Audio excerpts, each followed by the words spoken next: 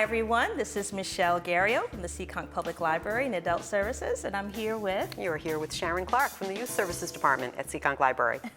And we're here today to catch you up on what's new in the library for 2020. Sometimes I know you get a busy year, you get a busy couple of months, and you might not be up to date with what's been going on. So we're going to try and catch you up on really the top items that are new, because there's always something new. And we're going to get started with the technology end of things, especially apropos if you're coming to the library in the wintertime or think you might want to come to the library in the wintertime. You might look at us online first, and you will notice that we've had a bit of a facelift at seekonkpl.org. We have settled into a brand new website, so do not be alarmed. This is still the Seekonk Public Library, and we are taking advantage of our brand new logo there, as you can see up in the corner. We've had a little bit of a facelift there too, so a bit more colorful. It is still your Seekonk Public Library right down the road here in Seekonk, Massachusetts. We tried to keep the most important elements still up front for you as far as getting the catalog and finding out what's going on in the library today, as well as having a nice spot up front for you to see some of the major things that may be going on, like our annual nature photography contest or those pesky text time questions that you might have, and some useful links for you. You'll see those. We've also kept the buttons for museum passes, for remote or mobile printing, if you just want to send something to our printer, and of course, an easy way for you to get to the ebooks and downloads. At the bottom of the page, we wanted to make sure you could still get to some of those amazing resources that you have you can take advantage of with your Seekonk Public Library card. So you still see down near the bottom the Learn and Research area, where you can go to Mango for online languages, Brain HQ for brain strengthening exercises. You can go to lynda.com and Morningstar for your research. You can go to Auto Repair Reference Center. There's just everything is still there for you to get the information that you need. If you were to click on the About menu, you'll see that we have alphabetized all of those same pages that you may have been looking for in the past. You can find information about what's going on in Seekonk Meadows specifically. You can find out how you can join the Friends. You can find out about activities with the Board of Library Trustees, as well as a nice reminder of our hours and our address there. And if you click over to the Services menu, again, some really neat tools that you may have been looking for. We've had a lot of inquiries lately about our homebound delivery program. And so if you are a Seekonk resident and find yourself not able to get out to the library temporarily or permanently, then you can go to that page on our website and get the form. Contact us, and we will find a way to try and get resources to you. And we give thanks to our Friends of the Library volunteers for helping to make that program happen. Also a great place to get your reading suggestions. This is where we often turn to in the library when you're just looking for something in a genre, you're just looking for something, a book in a series that you may have missed, or you want to get a particular audiobook and you like a particular narrator. Some great tools there. So do take a look at those menus that we have on this new website.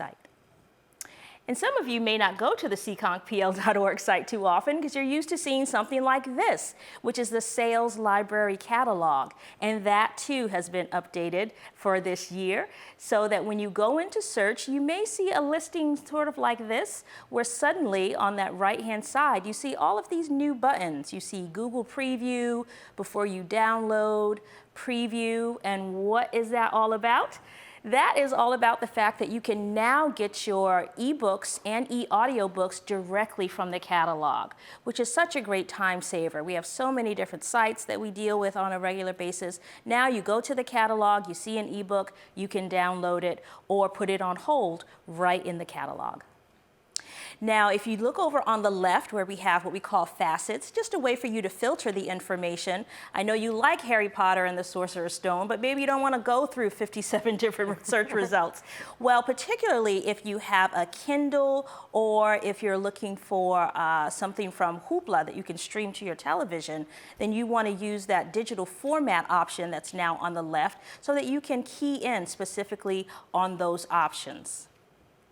And when you do that, you can see that you can get a much shorter list of options to work with. Again, take advantage of this. You have it right in your catalog where you can download any one of those formats. And I know there's kind of a lot of them. If it's too techy for you, just give us a call at the library and we're happy to help.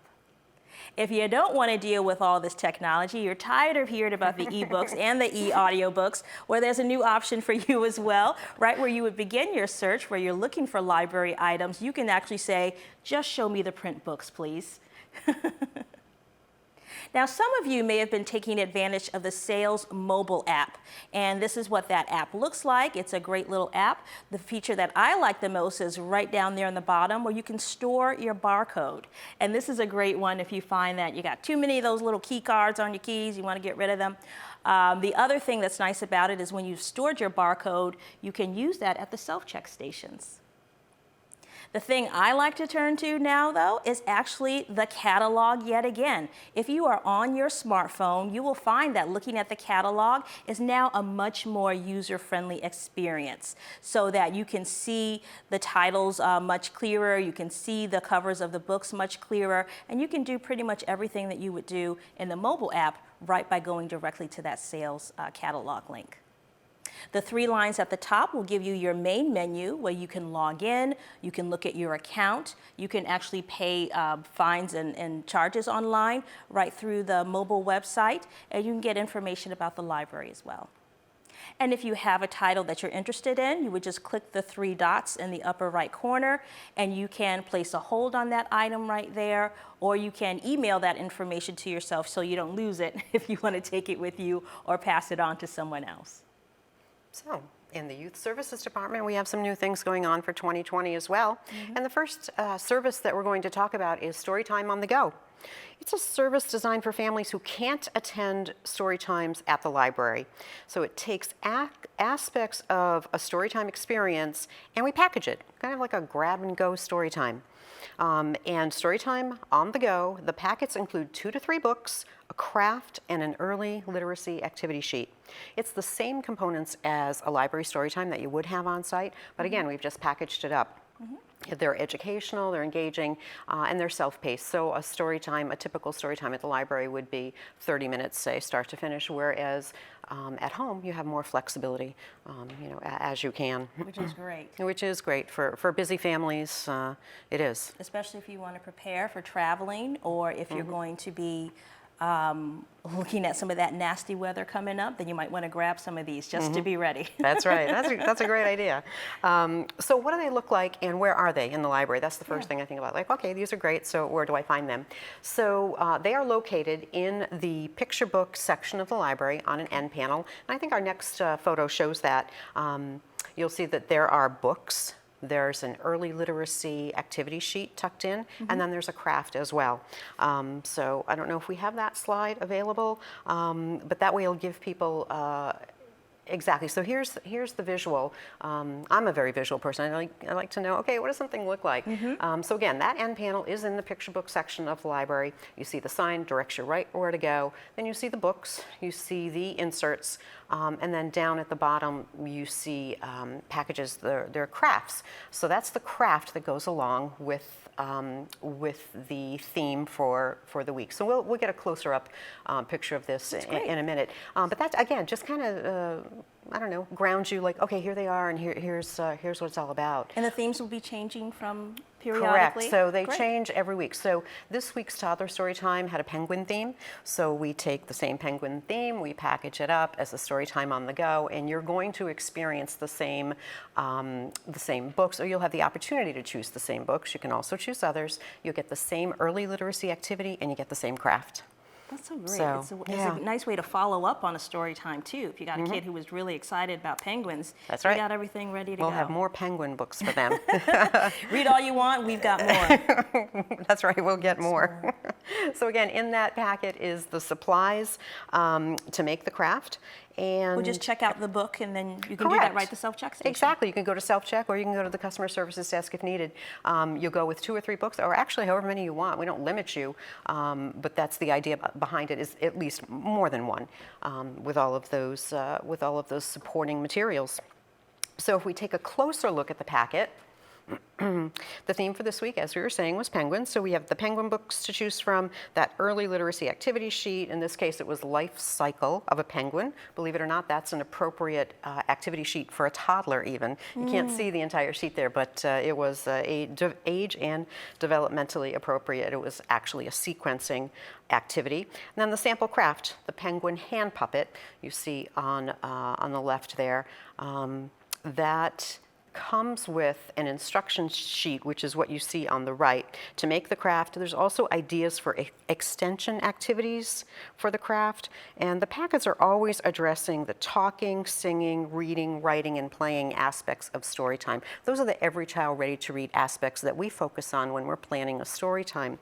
So in the case of the hand puppet, chances are the child is talking as they're making. They might be singing or humming. You've already got the reading aspect in with the book. And would you say this is for the youngest of your story times? So this particular one was suitable for toddlers, but also appropriate for preschoolers. So preschooler, an older child will get a little more out of it, perhaps, or age appropriate.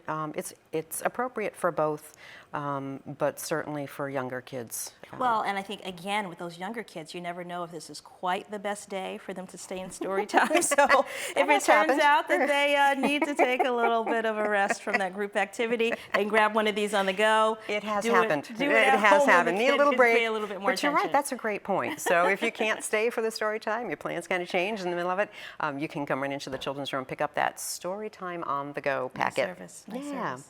So another recent packet that we had was gorillas and chimps and monkeys. So on the next screen, we'll see the assortment of books on the left, the early literacy activity sheet, which in this case was a counting one. So last week was sequencing, this one is counting. We'll have different aspects of the theme. And it's an interactive craft. So with this one, on that bottom right photo, you'll see monkeys jumping on the bed. So that was the craft that went along with this theme. 5 little monkeys jumping on the bed, which will also incorporate singing into that story time, talking, singing, reading, writing, playing template. And then the monkeys themselves, the children can color them, cut them out, and then there's a slot behind. So the monkeys go behind, then they take them out one at a time, and they actually have them jump on the bed. And again, there's a reason for this. There's a reason for everything we do. Sure, it's fun, absolutely. But when those monkeys are jumping on the bed and the child is making it so, they're singing, they're talking, they're using vocabulary and language. So, you know, just from a first glance, you might think it's one thing, and that's great, and it's fun, but dig a little bit deeper, like a and lab. we do fun. Exactly. You go to school, Exactly. it's like your lab experience. Exactly. So that is Storytime on the Go. We welcome people to come in and take a peek. Like I said, particularly they're great for people who can't make it, for kids who can't make it to a story time on Or a Monday, stay. Tuesday, or Wednesday morning, maybe work, whatever, child's in daycare. So whatever the situation is, these are available, and they're new for 2020. New for 2020. So what have we here? This is a little bit new. Where did this come I must from? admit, this is a little bit new. It's a little new, but it's a little bit old. I think I recognize this program. I agree. So, new for 2020 is the revamped version of 1,000 Books Before Kindergarten. Okay. So, and this is new because it's our new incentive for when you finish the program, you get this T-shirt. So let's talk a little bit about 1,000 Books Before Kindergarten and how it has been redesigned for 2020. So we'll start with the mission of 1,000 Books, which is to strengthen children's vocabulary and language skills while promoting the habit of reading. And the reason is that strengthening and building vocabulary and language skills are important tools for children to have as they begin to learn how to read in kindergarten. So that's the whole foundation of the program. What you do with our program is you sign up. You simply sign up and you keep track of the books that are read. So the simplest form, that's what it is. You register, sign up, and then keep track. So about tracking. There are a few different ways, 3 ways actually to choose in terms of tracking. So you have a lined reading log option, which you'll see in the upper left-hand corner. That's where you actually write down the titles of every book that you read. And that's pretty nice if you think about someone who wants to give a little history of everything you've done with I your agree, child. and that's why some people choose that reading log. They want to see all the titles that they've read. The other another option is the circled logs, and that's where you just either color in or check off each circle. Which That is nice for the kids to be able to do very on their own, nice, too. and it's simple too. So if you don't have the time or want to record all of the titles, we can make it simpler, and you just check off or color in those circles. And then the third option is the 1,000 Books Before Kindergarten app. For my tech moms. That's right, right. Yep, so a lot of people are using that too. We always say whatever is easiest for the family is good for us. So we love offering options, and whatever's good is works for us. So let's see. So let's talk about incentives. So you've signed up for the program, you're recording the books, and now what? So incentives. There are achievement stickers after every 100 books. So I think we have a slide that shows some of the stickers, and they're colorful and they're big. So you'll see the 100 sticker. Usually when the kids who are older, say maybe the 2 to 5 year olds, when they get that first sticker, you just see the excitement. And I know for an adult, we might say, well, it's just a sticker. For them, it's so much more. And it's that validation that they have achieved 100 books or 200 or whatever the number is. And then in addition to the stickers after every 100 books, then there are other incentives as well. So at the 200 book level, you get to select from the treasure chest, which there's always excitement for that. There's a tote bag at the 400 level. The children get 3 free books when they've achieved 600 books. 800 titles brings us to the lunch bag. And the other thing that I wanted to mention about recording the books is if you read a book multiple times, record it every single time. Each time counts. Exactly, because this is not about individual titles. This is about the habit of reading. That's right. And for children, they learn by repetition. So if you're reading a book multiple times, 4, 5, 10 times, learning is just being reinforced and the vocabulary, again, being strengthened. So although as adults, we might not want to read that same book 25 times, the still value kids are for the really kids. benefiting from it. And in this program, you can write it down 25 times. All right. So yeah, it's all good. It's all good. So after reading 1,000 books, then what? You get the T-shirt, which we've already seen. The beautiful T-shirt. You do see that. So on the left, you'll see that new revamped T-shirt. And you also get a certificate of completion, which I always say it's suitable for framing. I mean, it is. This is something that is worthy of acknowledging and praising and displaying. This is a huge accomplishment. I know of some adults who don't think they can read 1,000 books. I've heard that as well. But it is doable. And when you say 1,000, it's a huge number. There's no doubt about it. However, when you think of it this way, if you were reading 1 book a day, it would be done in 3 years. If you were to read 3 books a day, it would be done in a year. And when you phrase it that way, it's doable. And it's especially with the children's books, they're nice and sweet. Yep, Sure. I agree. And then our last slide shows a youngster who finished the program, and he is 3 years old. And he's 3 years old. He's read 1,000 books, or he's had read to him 1,000 books.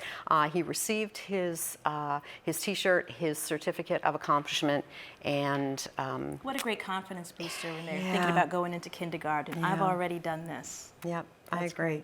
So it's a literacy-based program that anyone who has a Seekonk library or actually a sales card can register for. So the process of registering, you do have to come in to register for it so that we get the information that we need, and then it's completely self-paced, and you come in. No age minimum? There's no age minimum. We have infants. Parents are signing up their infants, a lot of people, and we of course encourage it, to read to infants as soon as they're born, even before then. I know some people who do that as well.